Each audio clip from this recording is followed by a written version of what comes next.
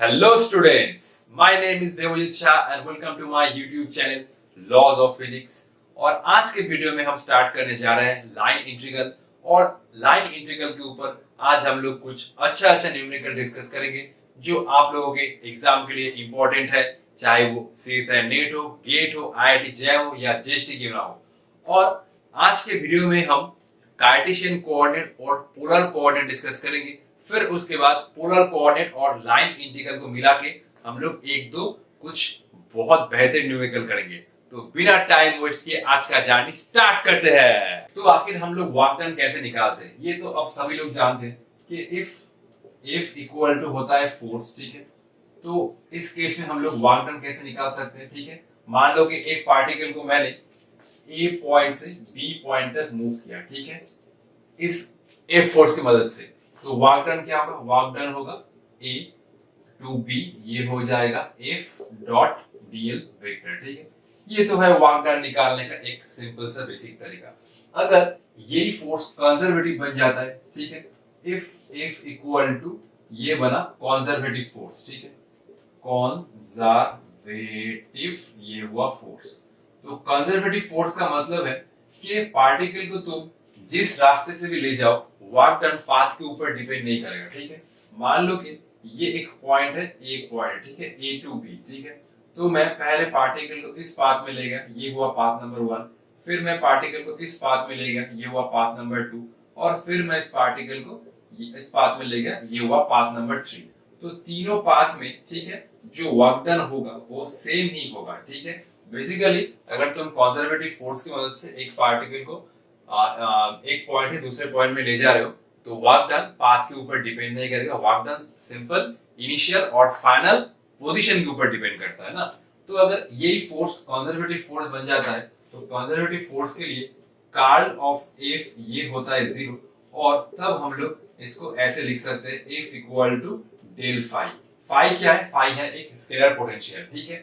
तो conservative force के case में हम लोग वर्क डन कैसे निकाल सकते हैं? तो W ये हुआ ए टू बी, ये हुआ एफ डॉट डीएल। इस केस में एफ है कंजर्वेटिव फोर्स, तो एफ को हम लोग लिख सकते हैं ये हुआ del phi dot dl, lower limit A upper limit B. अच्छा, डेल फाई डॉट डीएल ये हो जाएगा सिंपल डी फाई, ठीक है। तो ये हुआ ए, ये हुआ बी, तो ये हुआ डी फाई का इंटीग्रेशन फाई, और ये हुआ लोअर लिमिट, ये हुआ अपर लिमिट, तो ये बना फाई बी माइनस फाई ए, ठीक है।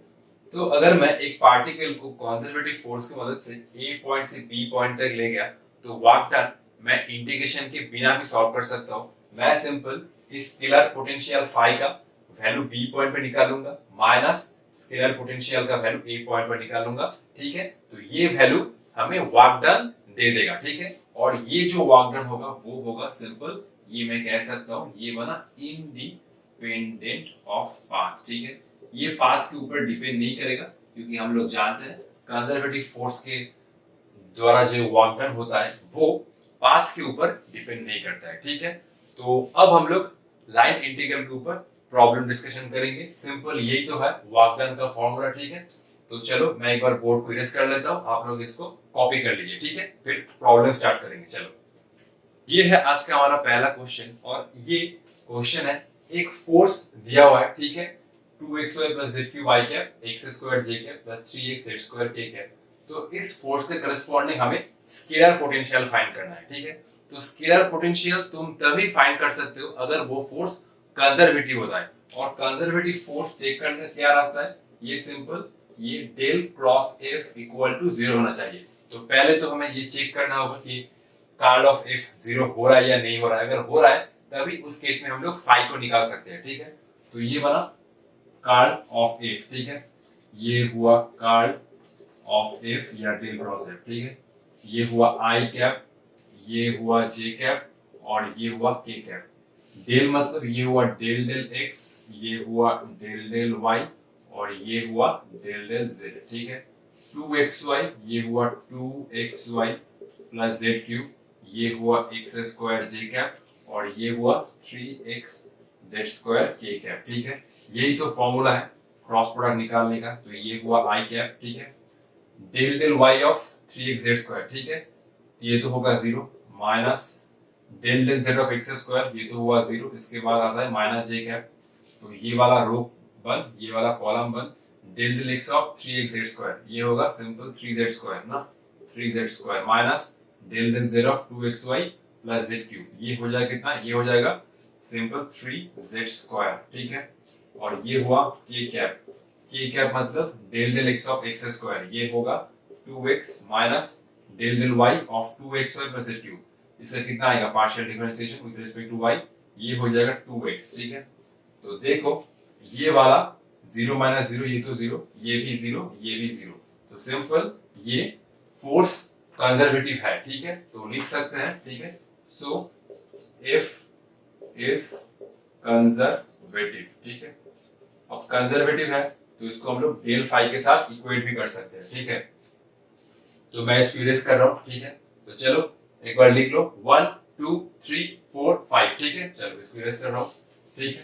तो कार्ल ऑफ F बना 0, ठीक है। तो उस केस में हम लोग F equal to del phi लिख सकते हैं क्योंकि फोर्स है कंजर्वेटिव, ठीक है। चलो ये फोर्स हुआ कंजर्वेटिव, तो ये F इक्वल टू ये हुआ डेल फाई, ठीक है। तो F मतलब ये हुआ 2xy प्लस जेड क्यूब, ये हुआ आई कैप, और ये हुआ एक्स स्क्वायर जे कैप, और ये हुआ 3x z square k cap. Del phi मतलब ये हुआ i cap del phi del x j cap del phi del y, और ये हुआ के cap del phi del z. Just मैंने डेल का वैल्यू पुट किया, ठीक है, डेल फाई। दोनों साइड से आई कैप के साथ आई कैप का कोफिशिएंट इक्वेट करो, जे कैप के साथ जे कैप का, और के कैप के साथ के कैप का, ठीक है। तो कंपेयरिंग मैं लिख सकता हूँ कंपेयरिंग, ठीक है। डेल फाई डेल एक्स कितना होगा, डेल फाई डेल एक्स कितना हो रहा है 2xy प्लस जेड क्यूब, ठीक है। डेल फाई डेल वाई कितना हो रहा है, डेल फाई डेल वाई हो रहा है एक्स स्क्वायर, ठीक है। और डेल फाई डेल जेड, ये del phi by del z हो रहा है कितना, ये हो रहा है 3x जेड स्क्वायर, ठीक है। अब इन तीनों इक्वेशन से पार्शियल डिफरेंट करना होगा, ठीक है। इस इक्वेशन से क्या आएगा, देखो इस इक्वेशन से मैं x के रेस्पेक्ट में इंटीग्रेशन करूंगा, ठीक है। x के रेस्पेक्ट में इंटीग्रेशन करूंगा, ठीक है। तो देखो एक इक्वेशन समझा देता हूं, ठीक है। अच्छा ठीक है, तो ये हुआ, मैं इस इक्वेशन को ले रहा हूं, ठीक है। ये हुआ del phi by del x, ये हुआ 2xy प्लस जेड क्यूब ना, तो ये हुआ डेल फाई डेल एक्स को मल्टीप्लाई करो, ये हुआ 2yx डेल एक्स, ठीक है। तो ये हुआ डेल फाई इक्वल टू ये हुआ 2yx डेल एक्स, और ये हुआ जेड क्यूब डेल एक्स, ठीक है। इंटीग्रेशन करो, ठीक है। ये इंटीग्रेशन करने से कितना आएगा देखो, तो बेसिकली जब मैं इंटीग्रेशन कर रहा हूँ, बेसिकली ये सिर्फ इंटीग्रेशन हो रहा है x के रेस्पेक्ट में, बाकी y z तो कांस्टेंट है, ठीक है। तो ये डेल फाई का आ रहा है फाई, ये हो रहा है ट्वाइस y, ये हो रहा है x स्क्वायर बाई 2, ये हो रहा है z क्यूब इनटू x, और ये कांस्टेंट आएगा इसमें, ये हो जाएगा y और z कांस्टेंट होगा, ठीक है। क्योंकि मैंने जब ये इंटीग्रेशन किया तो इंटीग्रेशन में y और z को कांस्टेंट रखा, ठीक है। तो ये 2 से 2 गया, तो सिंपल ये फाई आ रहा है, ठीक है। फाई आ रहा है x square y plus x z cube, और ये c1 y जेड, ठीक है। ये वाला पहला, सेकंड टर्म चूज करो, ठीक है, सेकंड टर्म, ठीक है। सेकंड टर्म हुआ, ये हुआ डेल फाई, ठीक है, एक साथ अब लिख रहा हूं, तो ये टर्म इसको मल्टीप्लाई कर दो, एक्स स्क्वायर डेल वाई, ठीक है। इंटीग्रेशन कर दो, ये हो रहा है simple phi equal to x square y. इस ये जब इंटीग्रेशन किया तो इसमें क्या कांस्टेंट है, इसमें x और z कांस्टेंट है, क्योंकि ये इंटीग्रेशन हो रहा है विद रिस्पेक्ट टू y, तो इसमें बना c2 और ये बना x, z, ठीक है। पहले इंटीग्रेशन में y और z कांस्टेंट था, सेकंड इंटीग्रेशन में x और z कांस्टेंट, ठीक है। तो थर्ड टर्म ले रहा हूं, ठीक है। देखो थर्ड टर्म ले रहा हूं, थर्ड टर्म क्या है, डेल फाई डेल z, ये हुआ del phi by del z, ये हुआ 3x z स्क्वायर, ठीक है, 3x z स्क्वायर, ये हुआ del phi equal to 3x z square, ये हुआ डेल z। इंटीग्रेशन करो विद रिस्पेक्ट टू z, ठीक है। ये हुआ 5, ये हुआ 3x, और ये हुआ z क्यूब बाई 3, ये हुआ z के रेस्पेक्ट में, तो x और y कांस्टेंट रहेगा, तो इसमें मैं और एक कांस्टेंट ले रहा हूँ, तो c3 x और y का फंक्शन है, ठीक है। तो ये 3 से 3 गया, और ये हुआ 5, ये हुआ x z क्यूब, और ये हुआ c3 x, y, ठीक है। तो तीनों टर्म से, ठीक है, ये हुआ एक इक्वेशन, ये हुआ एक इक्वेशन, ये हुआ एक इक्वेशन, जो मैंने कंपेयर करके फाइंड किया था, ठीक है। फर्स्ट इक्वेशन से ये बना 5 का इक्वेशन, सेकेंड इक्वेशन से ये बना 5 का इक्वेशन, ठीक है, और थर्ड इक्वेशन से ये बना 5 का इक्वेशन, ठीक है। मैं तीनों एक्सप्रेशन को एक बार बॉक्स कर रहा हूँ, ठीक है। अच्छा, ये बॉक्स मत करो, ठीक है, अभी तो फाइनल आंसर नहीं है, इसको बॉक्स मत करो, ठीक है। चलो, अब बेसिकली इन तीनों इक्वेशन को ध्यान से देखो। बेसिकली हमें तीनों 5 का एक्सप्रेशन मिला है, ठीक है, उससे हमें एक ही 5 का एक्सप्रेशन चाहिए, ऑब्वियसली 3 तो नहीं होगा। तो बेसिकली ये C1, C2 और C3 को ऐसे एडजस्ट करो ताकि तीनों 5 का एक्सप्रेशन सेम आए, ठीक है। क्या बोला मैंने? तीनों 5 का एक्सप्रेशन आया, ठीक है। तो बेसिकली C1, C2, C3 को ऐसे एडजस्ट करो कि तीनों एक्सप्रेशन में 5 का जो वैल्यू है वो सेम आए, ठीक है। तो मैं कैसे एडजस्ट करूंगा, देखो। So the correct expression of 5, ठीक है, सेटिस्फाइज, देखो इस इक्वेशन में क्या है, x square y plus x z cube c1 yz। Next इसमें देखो x स्क्वायर y, इसमें क्या है, इसमें ये वाला टर्म एब्सेंट है ना, एक्स जेड क्यूब, ठीक है। इसमें देखो x square y plus x z cube c1 yz है। नेक्स्ट इसके पास x स्क्वायर y और इसमें ये वाला टर्म एब्सेंट है, तो मैं c2 को देखो c2x, z को चूज कर रहा हूं, ये वाला टर्म x z क्यूब, ठीक है। तो ये वैल्यू निकल के आ गया। अब थर्ड टर्म को देखो, थर्ड टर्म में क्या है, एक्स जेड क्यूब, तो ये वाला टर्म हुआ एक्स जेड क्यूब, और ये टर्म एब्सेंट है एक्स स्क्वायर वाई, तो c3y को, तो c3xy को मैं चूज कर रहा हूं ऐसे एक्स स्क्वायर वाई, ठीक है, एक्स स्क्वायर वाई, और ये वाला टर्म मैं ले रहा हूं 0, c1x, y इक्वल टू 0। अब देखो तीनों 5 का एक्सप्रेशन सेम है, देखो c1yz, अच्छा ये तो c1, सॉरी ये c1yz है ना, ये है c1 और ये है y, z, ये वाला टर्म हुआ 0, ठीक है। c2xz क्या हुआ, ये वाला टर्म हुआ 0, ठीक है, ये तो वैनिश हो गया। अब देखो c2xz बना कितना, c2xz बना xz क्यूब, तो बेसिकली अगर मैंने इसको 0 कर दिया तो पहले 5 के एक्सप्रेशन में दो टर्म है। नेक्स्ट c2xz क्या निकाला, xz क्यूब, तो देखो पहले टर्म में x स्क्वायर y, और इसको मैं अगर xz क्यूब लिखता हूं सपोज, तो देखो ये तो हुआ 0, ठीक है। चलो देखो ये मत काटना, सिंपल देखो ये हुआ 0, इस टर्म को मैं लिख रहा हूं xz क्यूब, तो दोनों एक्सप्रेशन सेम होगा, ठीक है। और c3xy को मैंने क्या लिखा, c3xy को मैंने लिखा ये हुआ x स्क्वायर y, ठीक है। तो ध्यान से देख लिया, ये टर्म मैंने 0 लिखा, तो फर्स्ट इक्वेशन में दो टर्म आया, ये टर्म को मैंने लिखा xz क्यूब, तो पहले दो टर्म, नेक्स्ट में भी दो टर्म, इस टर्म में मैंने ये टर्म को लिखा x स्क्वायर y, तो दो टर्म और ये दो टर्म सेम ही है, ठीक है। चलो ठीक है, तो ऐसे मैंने c1, c2, c3 को एडजस्ट किया, ठीक है, ठीक है। चलो सो एंड सो 5 क्या बना, 5 हुआ एक्चुअली ये दो term x square y plus xz cube, ठीक है, xz क्यूब, ठीक है, और एक कांस्टेंट रख देता हूं, ठीक है, c, ठीक है। तो चलो ठीक है, तो ये हुआ एक्चुअल 5 का एक्सप्रेशन, ठीक है। ये तीनों इक्वेशन मैंने ऐसे एडजस्ट किया, ये तीनों इक्वेशन से 5 का वैल्यू सेम ही आ रहा है, तो c1, c2, c3 को थोड़ा ढंग से एडजस्ट करना था, ठीक है। और ये हुआ फाइनल एक्सप्रेशन 5, ये फोर्स था कंजर्वेटिव, इस फोर्स से करस्पॉन्डिंग जो स्केलर पोटेंशियल निकल के आया वो ये है, ठीक है। पहले इसको कॉपी कर लो, नेक्स्ट हम लोग प्रॉब्लम नंबर 2 डिस्कशन करेंगे, ठीक है। चलो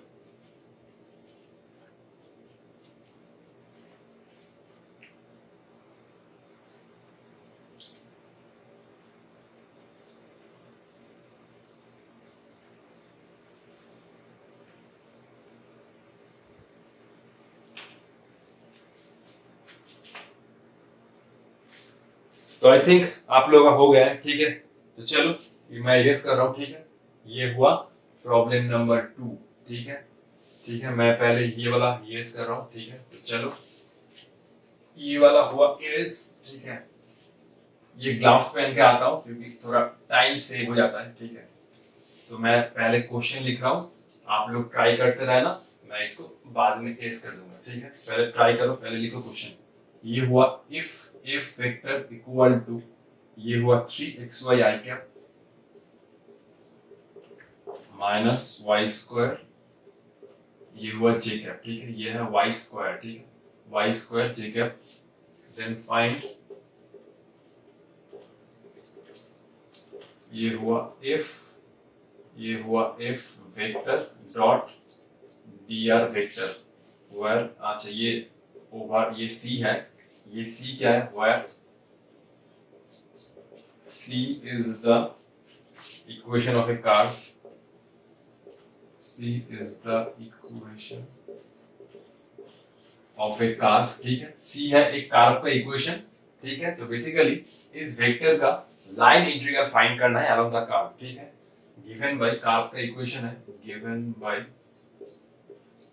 ठीक है, ये हुआ y equal to 2x square, तो कर्व का इक्वेशन गिवन है, ठीक है, इस वेक्टर का लाइन इंटीग्रल फाइंड करना है अलोंग द कर्व फ्रॉम, ये हुआ 0,0 टू, ये हुआ 1,2, ठीक है, बहुत ही सिंपल है, ठीक है। अब इसको फिर एक बार ट्राई कर लो, ठीक है, ठीक है, तो देखो ये मैं इरेज कर रहा हूँ, ठीक है, चलो एक बार ट्राई कर लो फटाफट से, ठीक है, फिर मैं इसका सॉल्यूशन देखता हूँ क्या होता है, ठीक है, जल्दी से ट्राई करो, फटाक से ट्राई करो, फटाक से, ये तो बहुत ही सिंपल है, ठीक है, सिर्फ वेरिएबल को चेंज कर लो, वेरिएबल को, और लिमिट पुट कर दो, आ जाएगा आंसर। वर्क डन निकालने का तो यही फॉर्मूला है, सिंपल, f डॉट dr क्या इंडिकेट करता है, वर्क डन, ठीक है, तो देखो, ठीक है, ये हुआ dr, अच्छा ये तो xy प्लेन में है, ठीक है, तो xy प्लेन में dr क्या बन जाएगा, ये हुआ dx i कैप, और ये हुआ dy j कैप, ठीक है, तो ये हुआ इंटीग्रल, ठीक है, ये हुआ f डॉट dr, और ये हुआ कर्व, ठीक है, तो ये बना 3x स्क्वायर y, अच्छा देखो इसको इसके साथ डॉट प्रोडक्ट करो, f डॉट dr, तो ये बना 3xy, i कैप के साथ i कैप का डॉट प्रोडक्ट होगा, और j कैप के साथ j कैप का, ये तो आप लोग जानते हैं, तो 3xy dx, ये हुआ 3xy dx, ठीक है, और ये बचा माइनस, ठीक है, minus y square d y, ठीक है, ये बना वाई स्क्वायर डी वाई, ठीक है,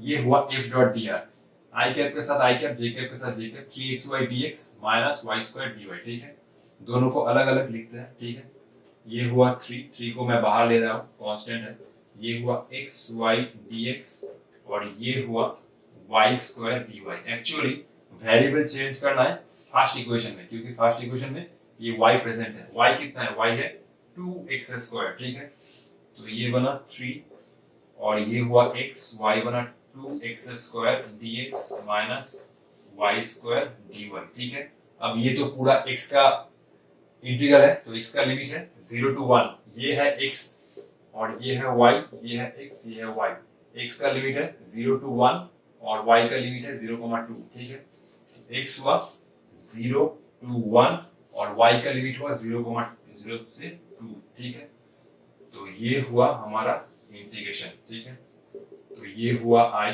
ठीक है, ये 2 तो बाहर आ गया, तो 3 और 2 मिलके 6 हो गया, 0 से लेकर 1, x स्क्वायर और x मिला के ये हुआ x क्यूब dx, ठीक है, x स्क्वायर x मिला के x स्क्वायर x मिला के x क्यूब dx, और ये हुआ सिंपल। अब मैं इंटीग्रेशन करना स्टार्ट करूंगा, ये हुआ 0 to 2, ये हुआ y स्क्वायर dy, ठीक है, तो ये हुआ 6, x क्यूब कितना आता है, ये होता है simple x to the power 4 by 4, lower limit 0, upper limit 1, minus y square मतलब ये हो रहा है y cube by 3, that is 0 to 2, अच्छा ये हो रहा है 6 by 4, ये तो आएगा लिमिट पुट करने से 1 माइनस 0, ये हो रहा है सिंपल माइनस 1 by 3, ये हो रहा है 2 क्यूब माइनस 0, ठीक है, और ये कितना बचा, 2 से काटो, ये हुआ 3, ये हुआ 2, तो 3 by 2 माइनस ऑफ 1 by 3, ये कितना होगा 2 क्यूब मतलब 8, ठीक है, तो ये एलसीएम करो, ये हो रहा है 3 और 2 6, 3 और 3 9, और ये कितना हो रहा है 2 और 8 मिला के 16, ठीक है, तो ये हुआ माइनस 7 by 6, एक बार चेक कर लेता हूँ, ठीक है, 3xy dx, y बना कितना, y हुआ 2x स्क्वायर, तो ये 3 और 2 मिला के 6, x और x स्क्वायर मिला के x क्यूब, ये हुआ y स्क्वायर dy, ये हुआ x to the power 4/4 0 to 1, y cube by 3 6/4, ये हुआ 1 minus 0, ये हुआ 1/3, 2 क्यूब minus 0, 2 से गया 3/2 माइनस ये हुआ 8/3, 2 और 3 मिला के 6, 3, 6/2 3, 3 3 9, ये हुआ 2 2 into 8 16, ये हुआ -7/6, दैट इज आंसर। ठीक है, तो इसको कॉपी कर लो। ठीक है, चलो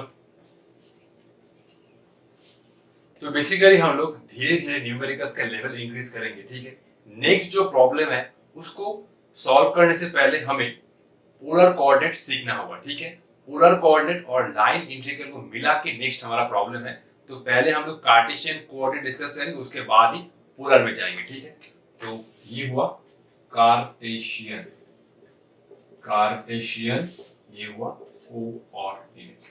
कार्टेशियन कोऑर्डिनेट तो बहुत ही सिंपल है, ये तो आप लोग जानते ही हैं, एक्स वाई जेड। ठीक है, तो ये हुआ x और ये हुआ y और ये हुआ z। ठीक है, ये तो हुआ एक्स वाई प्लेन। ठीक है, एक्स वाई प्लेन में z कितना होता है भाई? 0 होता है। ये हुआ एक z प्लेन। ठीक है, इसमें y कितना होता है? 0। ठीक है, इसको मैं थोड़ा साइड कर लिखता हूँ। ये हुआ x y plane, x y plane में z कितना होता है? 0। अच्छा, ये बना y z plane, y z plane में कितना होता है? ये हुआ x इक्वल टू 0। ठीक है, तो मैं एक पॉइंट ले रहा हूँ। ठीक है, ये बना एक पॉइंट। ठीक है, P पॉइंट का जो कोऑर्डिनेट है वो है x, y, z और ये हुआ पोजीशन वेक्टर। ठीक है, ऑरिजिन के रिस्पेक्ट में ये हुआ पोजीशन वेक्टर। ठीक है, तो चलो लिखते हैं। तो r वेक्टर कितना होगा? r वेक्टर होगा सिंपल x i कैप, ये हुआ y j कैप और ये हुआ z k कैप। ठीक है, लाइन एलिमेंट कितना होगा? लाइन एलिमेंट का मतलब है x में थोड़ा चेंज कर दो, y में थोड़ा चेंज कर दो और z में थोड़ा चेंज कर दो। ठीक है, तो बेसिकली लाइन एलिमेंट हो जाएगा। ठीक है, लाइन एलिमेंट ये जो हम लिखते हैं ना dr वेक्टर। ठीक है, तो x में थोड़ा चेंज कर दो, ये हो जाएगा dx i कैप, y में चेंज कर दो थोड़ा, ये बन जाएगा dy j कैप और z में थोड़ा चेंज कर दो, ये बना dz k कैप। ठीक है, ये हुआ line element in case of Cartesian coordinate system. ठीक है, ये याद रखना। ठीक है, ये हमें न्यूमेरिकल के लिए चाहिए। ठीक है, नेक्स्ट हम लोग सरफेस एलिमेंट डिस्कस करेंगे। ठीक है, अगर कोई एक सरफेस पर x कांस्टेंट है तो उस सरफेस का सरफेस एलिमेंट क्या होगा? ठीक है, इसको हम लोग एक विजुअलाइजेशन के साथ भी समझेंगे। ठीक है, देखो तो नेक्स्ट हेडिंग लगा, ये हुआ सरफेस एलिमेंट। ठीक है, ठीक है, तो मैं पहले डिस्कस करूंगा। ठीक है, the surface at which x equal to constant. ठीक है, जिस सरफेस पर x कांस्टेंट है उस सरफेस पर क्या बन जाएगा? ये हुआ dx इक्वल टू 0। ठीक है, और उस सरफेस का सरफेस एलिमेंट क्या होगा? पहले लिख लो, बाद में एक क्यूब के साथ मैं सरफेस एलिमेंट समझा दूंगा। ठीक है, मैं हूं, आप लोगों का चिंता करने की कोई जरूरत नहीं है। ठीक है, ये हुआ ds और ये हुआ x, ये हुआ सरफेस एलिमेंट। ठीक है, ds वेक्टर और ये x का नोटेशन है कि इस सरफेस पर x कांस्टेंट है। ठीक है, ये तो आप लोग जानते ही है। ठीक है, ये होता है i, ये होता है j और ये होता है k। क्लॉकवाइज चलने से ये क्रॉस प्रोडक्ट में क्या बनता है? i cross j equal to k, k cross i equal to j और j cross k equal to i। ठीक है, ये तो आप लोग जानते हैं। तो जिस सरफेस पर x कांस्टेंट है उस सरफेस का सरफेस एलिमेंट हम लोग कैसे लेंगे? देखो ये टर्म हुआ 0। ठीक है, और ये हम लोग ऐसे लिखेंगे dy dz और ये हुआ j क्रॉस k। ठीक है, ये हुआ j क्रॉस k। ठीक है, तो ये बना d ऑफ s, ये हुआ x और ये हुआ dy dz, ये तो आप लोग जानते हैं j क्रॉस k कितना होता है? i, तो ये हुआ i। ठीक है, और ये हुआ सरफेस एलिमेंट। अब सर ये क्या माइनस नहीं हो सकता? ऑब्वियसली माइनस हो सकता है। ठीक है, प्लस और माइनस दोनों हो सकता है, वो हम लोग डायग्राम में देखेंगे। ठीक है, पहले लिख लो। ठीक है, तो ये बना जिस सरफेस पर x कांस्टेंट है उस सरफेस का सरफेस एलिमेंट। ठीक है, नेक्स्ट द सरफेस एट विच ये हुआ y इक्वल टू कांस्टेंट ना, ये हुआ y इक्वल टू कांस्टेंट, ये बना dy इक्वल टू 0 और उस सरफेस का सरफेस एलिमेंट हो जाएगा dsy, ठीक है। अब देखो ये वाला टर्म 0 है तो ये मैं लिखूंगा dz dx। अच्छा इसको मैंने ऐसे लिखा कि देखो dz मतलब ये हुआ k क्रॉस i, ठीक है। तो इसको मैंने ऐसे लिखा ताकि प्लस i, ठीक है। माइनस भी हो सकता है लेकिन इसको मैंने ऐसे लिखा कि k क्रॉस i। तो dz dx तो ये हुआ k क्रॉस i कितना आएगा j कैप, ठीक है। तो ये हुआ dsy, ठीक है। ये हुआ dz dx k cross i मतलब ये हुआ j कैप, ठीक है। इसको याद रखना होगा, ठीक है। याद रखने का तरीका ही बोल दूंगा, ठीक है। सब कुछ मेरे ऊपर छोड़ दो, सिर्फ कॉपी करो पहले, ठीक है। तो लास्ट बचा कितना, जिस सरफेस पर z कांस्टेंट है, ठीक है। तो ये हुआ the surface at which z equal to constant, ठीक है। ये बना dz इक्वल टू 0, ठीक है। तो ये मैं लिखूंगा ds, ठीक है, ऑफ z, ठीक है। ठीक है, ये हुआ, देखो ये वाला टर्म 0, ठीक है। तो ये मैं लिखूंगा dx dy, ये हुआ dx dy और ये हुआ i क्रॉस j, ठीक है। प्लस i क्रॉस j कितना होता है k कैप, ठीक है। तो ये हुआ dsz, ठीक है। ये हुआ dx dy और i क्रॉस j मतलब k कैप, ठीक है। ये तीनों जो फॉर्मूला है वो याद रखना होगा, ठीक है। ये हुआ जिस सरफेस पर x कांस्टेंट है उस सरफेस का सरफेस एलिमेंट। ये हुआ जिस सरफेस पर y कांस्टेंट है उस सरफेस का सरफेस एलिमेंट। ये हुआ जिस सरफेस पर z कांस्टेंट है उस सरफेस का सरफेस एलिमेंट। अब देखो याद रखने का तरीका देखो, एक्स वाई जेड क्या होता है साइक्लिक ऑर्डर में, एक्स वाई जेड, ठीक है। ये हुआ एक्स वाई जेड और एक्स के करस्पॉन्डिंग होता है यूनिट आई कैप, ठीक है। ये हुआ वाई जेड एक्स, ठीक है। ये तो होता है साइक्लिक ना, ये तो जानते ही हो, एक्स वाई जेड सिंपल, इसको याद रखो, एक्स वाई जेड साइक्लिक। तो वाई के बाद ये होता है जेड एक्स और वाई के करस्पॉन्डिंग होता है यूनिट वेक्टर जे कैप। नेक्स्ट जेड, ठीक है, जेड और ये हुआ एक्स वाई और z के करस्पॉन्डिंग होता है यूनिट k कैप, ठीक है। तो ये हुआ एक याद रखने का तरीका, आप लोग जैसे चाहे इसको याद रख सकते हैं, ठीक है। और वॉल्यूम एलिमेंट क्या होगा, ठीक है। वॉल्यूम एलिमेंट क्या होगा, वॉल्यूम एलिमेंट, ठीक है। देखो नेक्स्ट हो रहा है वॉल्यूम एलिमेंट। तो कार्टेशियन कोऑर्डिनेट में एक छोटा सा वॉल्यूम का एलिमेंट कितना होगा, वो हो जाएगा dv इक्वल टू ये हो जाएगा dx i कैप और ये हो जाएगा अरे ये क्या लिखा मैंने, ये हो जाएगा dy j cap cross dz k cap, ठीक है। अब देखो ये कितना आता है dx i cap dot dy dz, ठीक है। ये हुआ डॉट बीच में j क्रॉस के कितना होता है, j क्रॉस के होता है i, ठीक है। इसको थोड़ा ढंग से लिख देता हूं मैं, ये हुआ i कैप, ये हुआ j कैप, ये हुआ k कैप। ये चल रहा है क्लॉकवाइज ऑर्डर में, ठीक है। तो j क्रॉस के कितना आता है, j क्रॉस के आता है i कैप, ठीक है। तो ये मैंने लिखा dx dy और dz, ठीक है। ये हुआ एक छोटा सा वॉल्यूम का एलिमेंट इन कार्टेशियन कोऑर्डिनेट, ठीक है।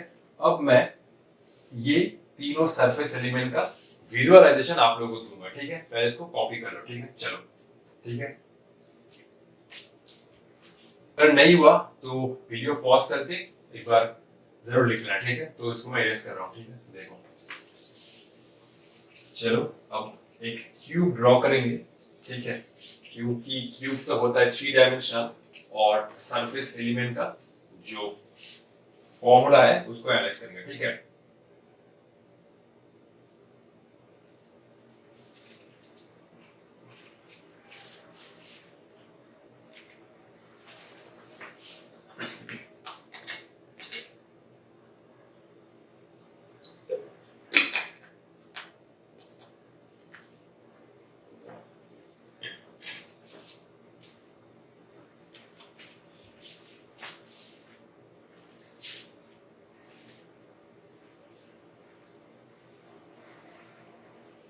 जिन लोगों का नहीं हुआ एक बार वीडियो पॉज करके खुद से जरूर लिख लेना, ठीक है। तो चलो अब मैं सरफेस एलिमेंट लिखूंगा और इसका फील दूंगा, ठीक है। देखो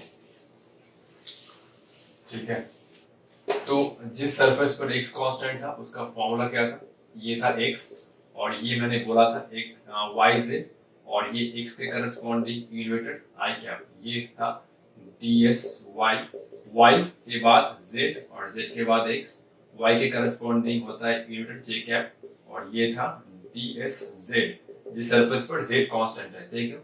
साइक्लिक कोऑर्डिनेट क्या था, ठीक है, x के बाद y, y के बाद z, z के बाद x, तो z है, इसके बाद आएगा xy, तो ये हुआ dx dy और ये आएगा k कैप, ठीक है। अब देखो एक क्यूब ड्रॉ कर रहा हूं, ठीक है, ये हुआ एक बड़ा सा क्यूब, ठीक है, जिसका ये लेफ्ट वाला फेस होगा ऑरिजिन पर, ठीक है। अरे ये क्या हो गया, ठीक है, तो चलो इसको ड्रॉ करते हैं, ठीक है। ये हुआ ड्रॉ, ठीक है। अच्छा, ये हुआ x एक्सिस, ये हुआ y एक्सिस, और ये वाला हुआ कितना, ये हुआ z एक्सिस, ठीक है, ठीक है। तो देखो बेसिकली लेफ्ट वाला फेस ऑरिजिन पर है, ठीक है।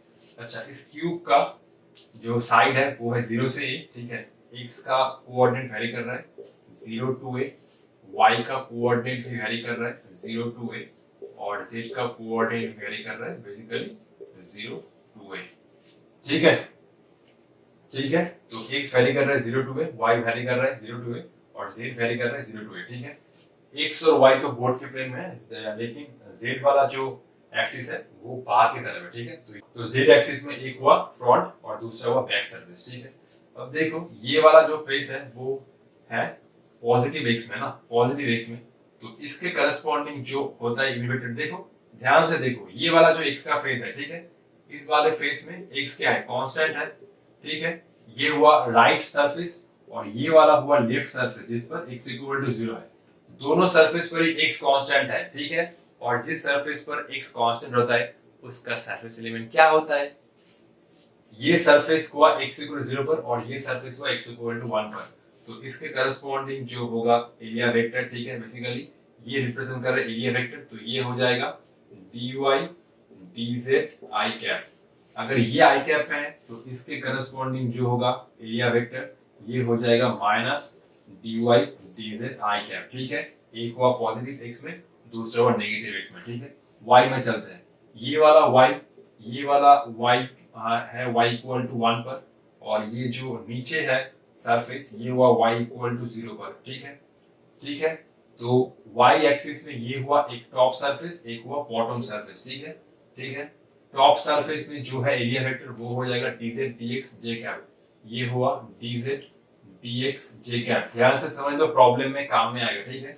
और ये बनेगा minus dz dx j cap, ठीक है, पॉजिटिव y नेगेटिव y, और ये फ्रंट वाला हुआ, ये जो फ्रंट वाला सरफेस है, ठीक है, ये वाला फ्रंट वाला सरफेस, ठीक है, ये हुआ फ्रंट वाला सरफेस। एक काम करो, रुको मैं इसको थोड़ा ब्लू पेन समझाता हूँ, रुको 1 मिनट रुको।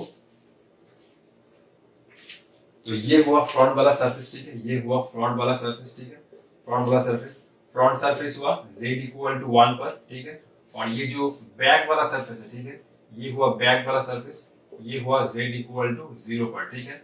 फ्रंट सरफेस पर z इक्वल टू 1 है, तो जब जिस सरफेस पर z कांस्टेंट होता है तो उसके करस्पॉन्डिंग होता है ये vector dx dy k cap, ठीक है।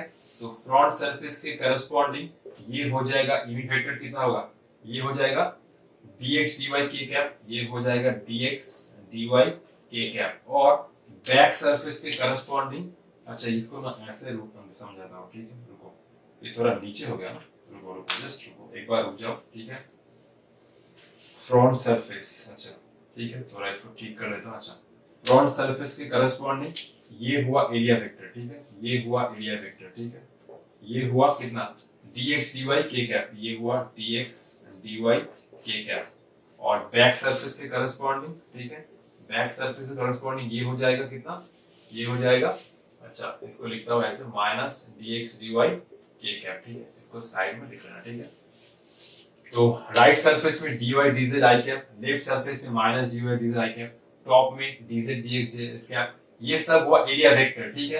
एरिया वेक्टर होता है 3 डायमेंशनल नॉर्मली आउटवर्ड, तो ऐसे ऐसे ऐसे और एक बाहर की तरफ और एक पीछे की तरफ, ठीक है। तो ये हुआ, और फ्रंट में dx dy k कैप और बैक में minus dx dy k cap, ठीक है।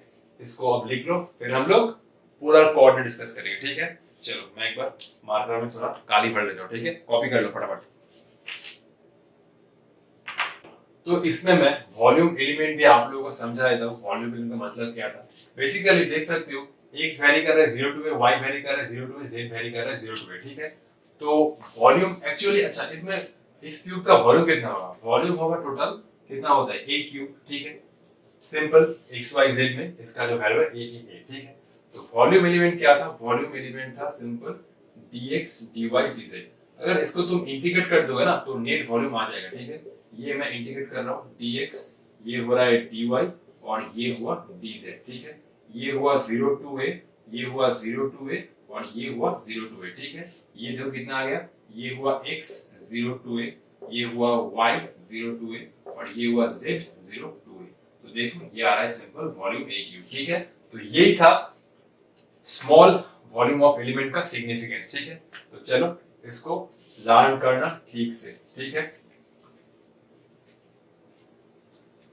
तो 1 2 3 मैं इसको इरेज कर रहा हूँ, ठीक है। चलो मैंने आप लोगों को वीडियो के फास्ट में ही बताया था, ठीक है।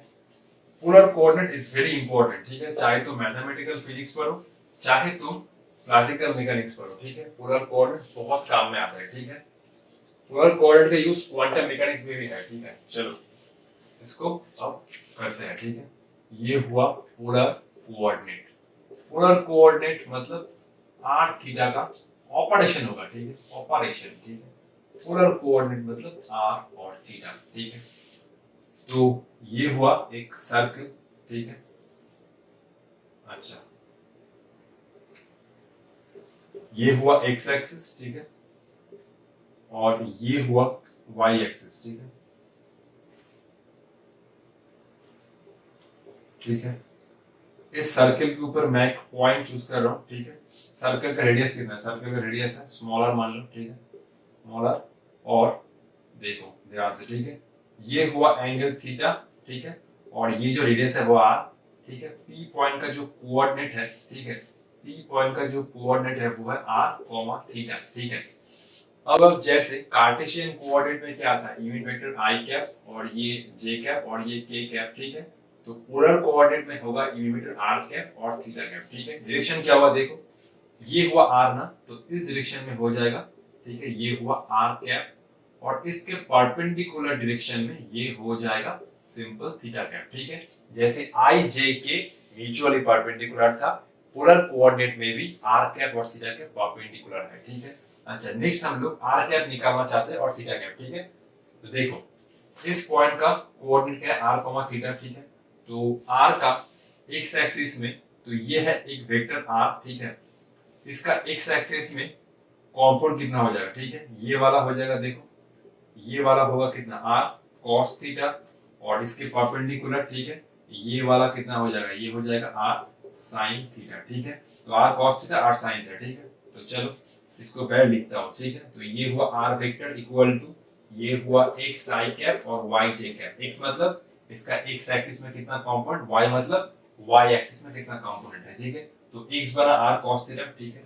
तो आर वेक्टर ये हुआ x equal to r cos theta i cap और ये हुआ r sine theta j cap, ठीक है। तो पोलर कोऑर्डिनेट में हम लोग x को कैसे चेंज कर रहे हैं, x हुआ आर कॉस थीटा, देख सकते हो आर कॉस थीटा और आर कॉस थीटा और ये हुआ आर साइन थीटा, ठीक है। तो y बना ये हुआ आर ऑफ साइन थीटा, ठीक है। तो ऐसे हम लोग कार्टेशियन कोऑर्डिनेट से पोलर कोऑर्डिनेट में ट्रांसफॉर्म करते हैं, ठीक है। तो r कॉमन लो और r वेक्टर से डिवाइड कर दो, ये हो रहा है आर वेक्टर बाय आर, ठीक है। ये हो रहा है simple cos theta i cap और ये हो रहा है sin थीटा जे कैप, ठीक है। आर वेक्टर बाय आर क्या होता है, आर वेक्टर बाय आर होता है आर कैप, ठीक है। किसी भी एक वेक्टर को उसके मैग्नीट्यूड से डिवाइड कर दो, आ जाएगा उसी डायरेक्शन में यूनिट वेक्टर, ठीक है। तो आर वेक्टर बाय आर ये आ जाएगा आर कैप, ठीक है। ये हो रहा है simple cos theta i cap और ये हो रहा है sin थीटा जे कैप, ठीक है। इसको तो बहुत इजी से आप लोग याद रख सकते हो, ठीक है। नेक्स्ट हम लोग थीटा कैप कैसे निकालेंगे, ठीक है। थीटा कैप नेक्स्ट हमारा काम है थीटा कैप निकालना, ठीक है। तो देखो आर कैप से थीटा कैप क्या है, परपेंडिकुलर, ठीक है। जस्ट थीटा के साथ पाई बाय 2 ऐड कर दो और थीटा के साथ पाई बाय 2 ऐड कर दो, आ जाएगा थीटा कैप, ठीक है। तो ये मैं लिखूंगा, ठीक है। तो ये हुआ थीटा कैप, ये हुआ थीटा कैप, क्या होगा cos, ये हो जाएगा cos theta plus pi by 2 I cap plus ये हो जाएगा sine theta plus pi by 2 ये हुआ जे कैप, ठीक है। तो ये हुआ थीटा कैप, ये हुआ minus sine theta i cap, और ये हुआ कॉस थीटा जे कैप, ठीक है। ये कितना हुआ, ये हुआ cos थीटा j कैप, ठीक है। ये हुआ थीटा कैप का expression in terms of i cap and j cap. जैसे देखो कार्टेशियन कोऑर्डिनेट में क्या होता है, i cap j cap k cap सब होता है म्यूचुअल परपेंडिकुलर, मतलब i dot j j dot k k dot j equal to 0। इस केस में भी देख सकते हो r dot r cap dot theta cap क्या आएगा 0, ठीक है। एक बार देख लो, ये दोनों भी आपस में म्यूचुअल परपेंडिकुलर देख सकते हो। तो cos थीटा के साथ sin थीटा होगा, ये हो रहा है minus sin theta cos theta, i dot i और j डॉट j ये हो रहा है cos थीटा sin थीटा, ठीक है। ये हो रहा है cos थीटा और sin थीटा, ये आएगा 0, ठीक है। तो ये दोनों यूनिट वेक्टर भी म्यूचुअली परपेंडिकुलर है। ये तो बहुत सिंपल है, ठीक है। ऑलरेडी मैंने पाई बाई 2 ऐड कर दिया, ठीक है। अब मैं निकालूंगा लाइन एलिमेंट, ठीक है। पोलर कोऑर्डिनेट में हम लोग लाइन एलिमेंट कैसे लिखेंगे, जैसे कार्टेशियन में कितना था dx i cap dy j cap dz k cap, इसमें तो ऐसा नहीं होगा। इसमें क्या होगा देखो, तो ये हुआ dl वेक्टर, ठीक है। अब देखो क्या मैं करूंगा, इस r कैप के डायरेक्शन में एक छोटा सा लेंथ लूंगा, ठीक है। ये हो जाएगा सिंपल, ये हुआ dr, ठीक है। ये हुआ dr, ठीक है। ये हुआ dr, ठीक है। अच्छा देखो, एक मिनट रुक जाओ। तो ये हुआ dr, ठीक है। ये वाला लेंथ हुआ dr, ठीक है। r कैप के डायरेक्शन में छोटा सा चेंज कर रहा है, ठीक है। और देखो मान लो कि ये वाला एंगल है कितना d थीटा, ठीक है। तो ये वाला आर्क लेंथ कितना हो जाएगा, ये वाला आर्क लेंथ कितना हो जाएगा, ये वाला आर्क लेंथ हो जाएगा आर डी थीटा, ठीक है। मैं यहाँ पर लिख रहा हूँ ताकि डायग्राम को थोड़ा बेहतर रखना चाहता हूँ, ठीक है। तो ये हुआ आर डी थीटा। ये आर्क लेंथ कितना होता है, आर्क लेंथ होता है सिंपल एंगल, ठीक है। अच्छा लिख देता हूँ तुम लोगों के लिए, ये होता है angle equal to arc length by radius. Angle कितना है डी थीटा, आर्क लेंथ कितना हो जाएगा आर डी थीटा, ठीक है। तो आर्क लेंथ कितना हो जाएगा आर डी थीटा, ठीक है। तो ये हो गया आर डी थीटा, ठीक है। तो ये वाला हो गया आर डी थीटा, ठीक है, ठीक है। और ये वाला हुआ कितना, ये वाला हुआ थीटा कैप, ठीक है। आर कैप के परपेंडिकुलर, ठीक है। तो देखो आर कैप के डायरेक्शन में कितना चेंज हुआ डी आर, और थीटा कैप के डायरेक्शन में कितना चेंज हुआ आर डी थीटा, ठीक है। तो इसको मैं ऐसे लिखूंगा d r r cap plus ये हुआ r d theta into theta cap, ठीक है। तो ये हुआ पोलर कोऑर्डिनेट के केस में लाइन एलिमेंट, ठीक है। इसमें वॉल्यूम एलिमेंट नहीं होता है क्योंकि ये 2 डायमेंशनल है, ठीक है। इसमें होता है सरफेस एलिमेंट, ठीक है। तो हम लोग ये कैसे निकाले, आर कैप के डायरेक्शन थोड़ा चेंज करो, ये हुआ डी आर, और फिर हम लोग थीटा के डायरेक्शन में ही और डी थीटा एंगल चले, तो ये वाला जो आर्क लेंथ हुआ, ठीक है, ये कितना हुआ, ये हुआ आर डी थीटा। तो that is basically r d theta change हुआ in theta cap direction. R d theta change हुआ थीटा कैप डायरेक्शन में, और डी आर चेंज हुआ आर कैप डायरेक्शन में। तो ये बना पोलर कोऑर्डिनेट केस में लाइन एलिमेंट, ठीक है। ये हुआ लाइन एलिमेंट। अब इसमें वॉल्यूम एलिमेंट नहीं होता है क्योंकि ये 3 डायमेंशनल नहीं है, 2 डायमेंशनल है, ठीक है। सरफेस एलिमेंट हम लोग कैसे लिखेंगे, देखो सरफेस एलिमेंट को हम लोग लिख सकते हैं सरफेस एलिमेंट, ठीक है। सरफेस एलिमेंट को हम लोग ऐसे लिख सकते हैं, ये हुआ ds वेक्टर, ठीक है। ये हो जाएगा simple dr r d theta, और ये हो जाएगा r cap cross theta cap, ठीक है।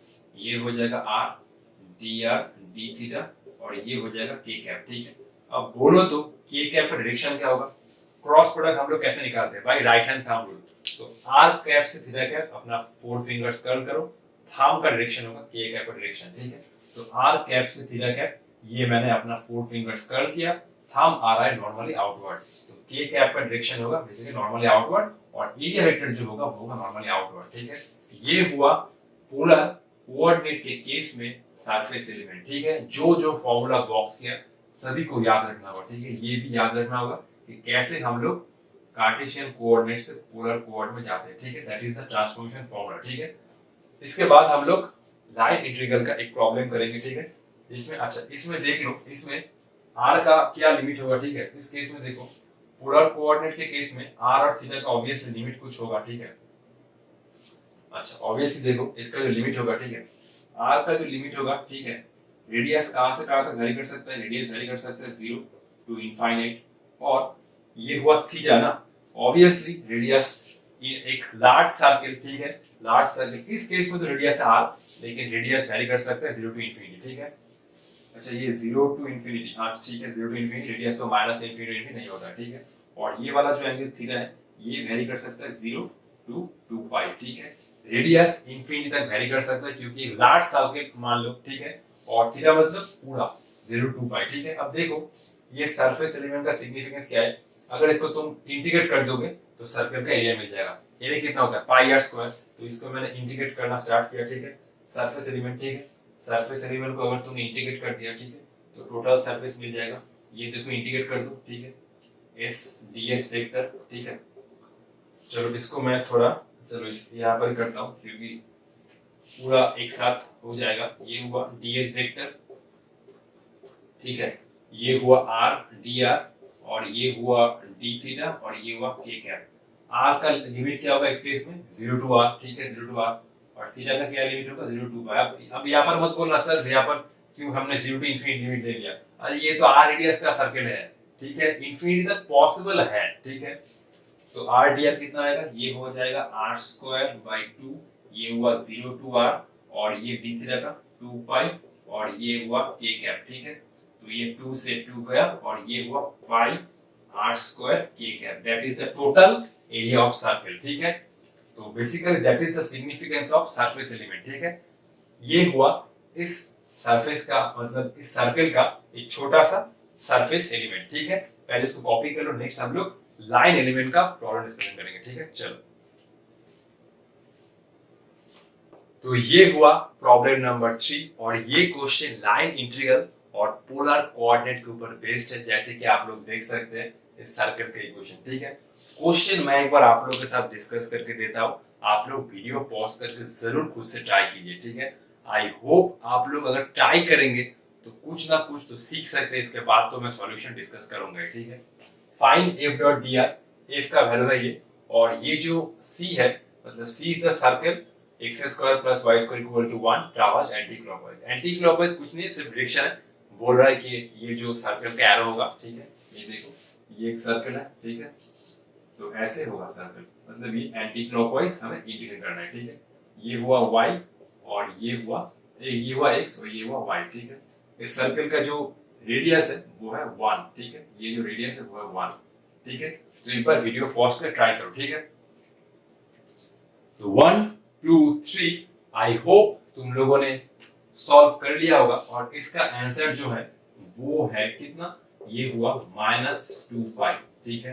देखो पहले तो हमें इसको ध्यान से समझना होगा, फिर हम लोग सॉल्व तो करेंगे, ठीक है। पहले सुन लो, ठीक है।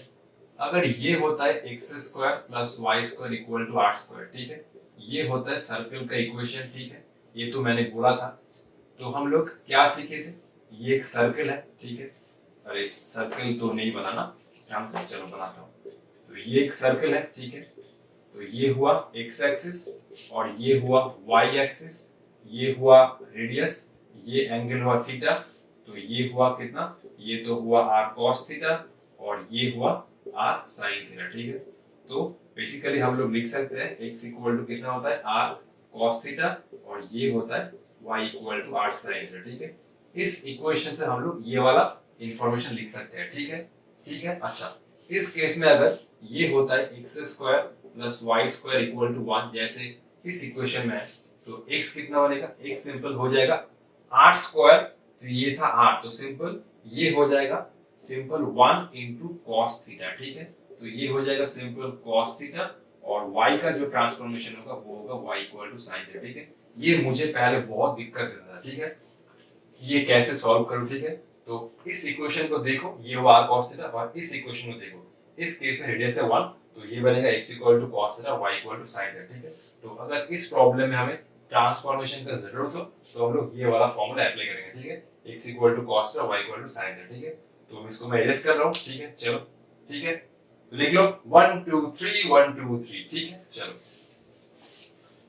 ठीक है, हम लोग धीरे धीरे धीरे धीरे लेवल अप करेंगे, ठीक है। एकदम पहले ही हम लोग कॉम्प्लिकेट प्रॉब्लम में घुस गए तो ऑब्वियसली कॉन्फिडेंस ऐसे ही डाउन हो जाएगा, ठीक है, क्योंकि मैं एकदम बेसिक से स्टार्ट कर रहा हूँ, ठीक है। देखो तो चलो इसका इंटीग्रेशन करते हैं, ठीक है। चलो ये हुआ इंटीग्रेशन, और ये हुआ f डॉट डी आर, ठीक है। अब डी आर क्या है, dx i कैप, चलो इसको पहले लिख लेते हैं, ठीक है। ये हुआ y i cap minus x j cap, ये हुआ x square plus y square, और ये हुआ dr मतलब ये हुआ dx i कैप, ये हुआ dy j कैप, ठीक है।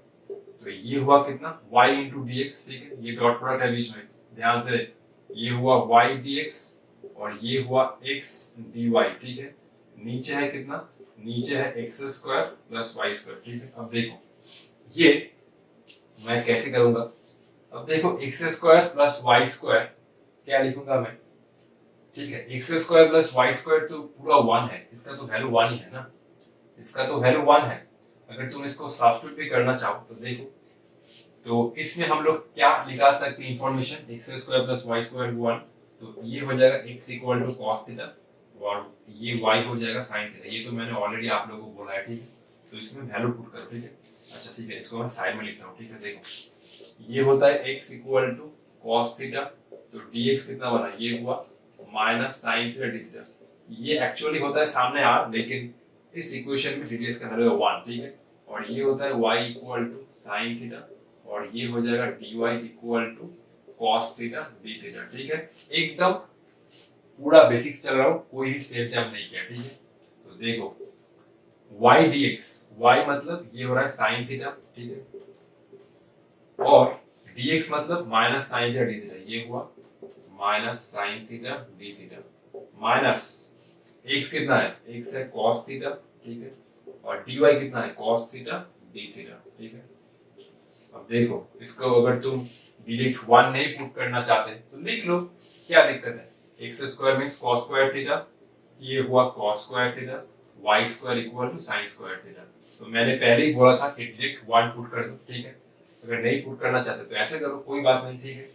तो डिनोमिनेटर तो 1 हो गया, न्यूमरेटर से क्या आ रहा है, देखो न्यूमरेटर से आ रहा है, ठीक है। ये हुआ minus of sin square theta d theta और ये हुआ minus of cos square theta d theta, ठीक है। और ये मैंने माइनस साइन कॉमन लिया, ये हुआ साइन स्क्वायर थीटा, ये हुआ cos स्क्वायर थीटा और ये हुआ डी थीटा, ठीक है। थीटा का लिमिट होगा 0 से लेकर 2 पाई, ये तो मैंने ऑलरेडी आप लोगों को बोला है पोलर कोऑर्डिनेट में, ठीक है। और ये हो रहा है sine square theta plus cos square theta कितना 1, तो ये बना सिंपल डी थीटा और ये बना 0 टू 2 पाई। इसका आंसर कितना है माइनस ऑफ 2 पाई, ठीक है। ये था आंसर, ठीक है। तो पूरा डिटेल्स में एक एक लाइन लिख के आप लोगों को समझा दिया है, ठीक है। इसको आप कॉपी कर लो, हम लोग और एक प्रॉब्लम डिस्कस करेंगे, ठीक है, लाइन इंटीग्रल और पोलर कोऑर्डिनेट के ऊपर, ठीक है। कॉपी कर लो। तो एक्चुअली मैं लास्ट ये वाला प्रॉब्लम आप लोगों के लिए होमवर्क ही छोड़ रहा हूँ, ठीक है। मैंने तो आप लोगों को एक प्रॉब्लम कर दिया लाइन इंटीग्रल और पोलर कोऑर्डिनेट ऊपर, ये प्रॉब्लम मैंने आप लोगों को होमवर्क के लिए रखा है, तो एक बार जरूर इसको ट्राई कीजिए, वरना नेक्स्ट वीडियो में मैं इसका सॉल्यूशन आप लोगों के साथ डिस्कस कर दूंगा, ठीक है। आप लोग पढ़ाई करते रहे, मिलते हैं नेक्स्ट वीडियो में। नेक्स्ट वीडियो में हम लाइन इंटीग्रल के ऊपर ही कुछ और ज्यादा इंपॉर्टेंट न्यूमेरिकल डिस्कस करेंगे। All the best.